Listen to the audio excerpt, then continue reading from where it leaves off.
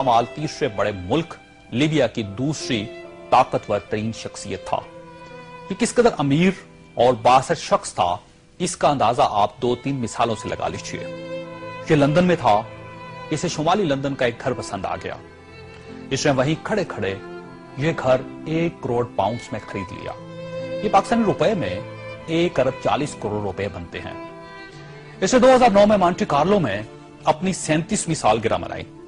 ये दुनिया की महंगी तरीन सालगिरह थी, जिसमें रूस के एल्युमिनियम टाइकॉन ओलेग टेरिपास्का, सोने की कानों के मालिक पीटर मुंक और मोनाको के शहजादे अल्बर्ट समेत दुनिया भर की मशहूर शख्सियात ने शिरकत की। ये पेंटिंग खरीदने का शौकीन था।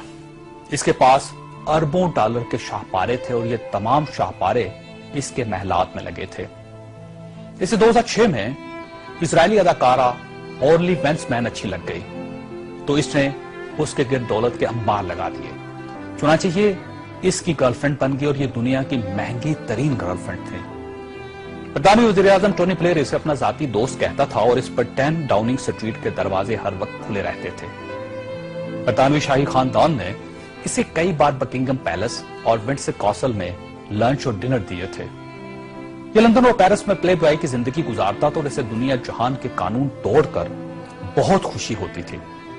इसने एक बार पेरिस की शांज़-एलीज़े पर 120 किलोमीटर की रफ्तार से गाड़ी चलाकर पूरी यूरोपीय दुनिया को हैरान कर दिया और पेरिस की सिटी हुकूमत कोशिश के बावजूद इसका चालान न कर सकी। ये लीबिया की इन्वेस्टमेंट अथॉरिटी का सरबराह भी था और यह अथॉरिटी दुनिया के किसी भी मुल्क में किसी भी वक्त 10 बिलियन डॉलर तक की सरमायाकारी कर सकती थी और यह एक बहुत बड़ा इस्तेहकाक था। इस शख्स का नाम नाज़रीन सैफुल इस्लाम है और ये लीबिया के साबिक हुक्मरान कर्नल कज़ाफी का बेटा है। सैफुल इस्लाम कर्नल कज़ाफी का वारिस और वली अहद भी था और इसे दुनिया का इसके बारे में ख्याल था कि यह कर्नल कज़ाफी के बाद लीबिया का हुक्मरान होगा। ये इस कदर बासर था कि कर्नल कज़ाफी को न्यूक्लियर प्रोग्राम तरक करने पर भी इसी ने कायल किया था। इसने बल्गारिया के उस मेडिकल ग्रुप को छुड़वाने में भी बड़ी मदद की थी जिस पर बच्चों को एड्स के टीके लगाने का इल्जाम था। बर्लिन नाइट क्लब और लाख रुपये धमाके के मुतासिरीन को मुआवजा भी इसी के हुक्म से जारी हुआ था। अब मैं आपको इसकी ताजा तरीन तस्वीरें दिखाना चाहता हूं। ये सैफुल इस्लाम 3 माह पहले लीबिया के छोटे से कस्बे अबारी में छुप गया। ये 2 दिन पहले 19 नवंबर को कस्बे के एक ऐसे कमरे से बरामद हुआ जिसमें बाथरूम तक नहीं था और ये बदबूदार पुराने कंबल में लिपटा था। इसकी उंगलियों पर प्लस्तर चढ़ा हुआ था और यह प्लस्तर भी इसने खुद चढ़ाया था क्योंकि इसे डॉक्टर तक की सहूलत हासिल नहीं थी।